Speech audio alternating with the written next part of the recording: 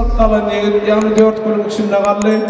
Eyyem günü şu 4 günün içinde Krasnovod'dan beri Aşkabad'a göç geldi. Eyyem zay edildi, masin edildi. Eyyem 4 günün içinde en bir hit bolan aydınları bilen devam ediyor. Dinleyen din canım.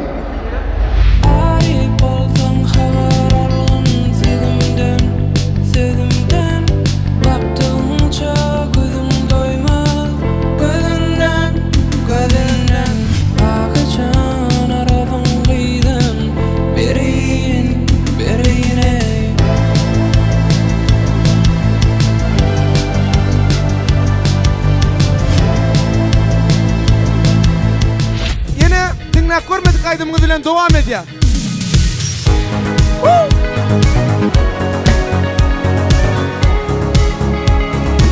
Ardım eşit güzel yarım, ardım aytma gelim.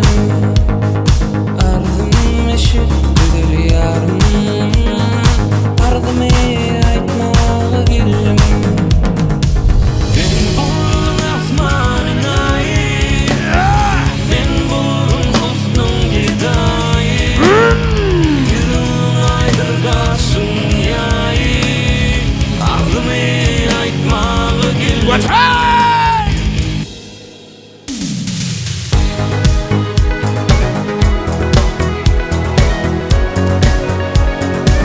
Tünü derya senden garip öttü mü diyen aydımı biliyorsunuz mu? Dedim, ay tünü derya senden ey vay garibim geçti mi? Ne bu tiyatro çaydı? Vapşe başka aydınlıklar.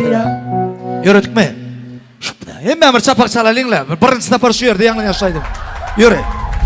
6 aylık yolun gelir yol aşıp, 6 aylık yolun gelir yol aşıp. Tünü derya senden garip geçti mi? Garibim o senden girip geçti mi? Benim için hicran odunu tutaşıp, tünü derya senden garip geçti mi?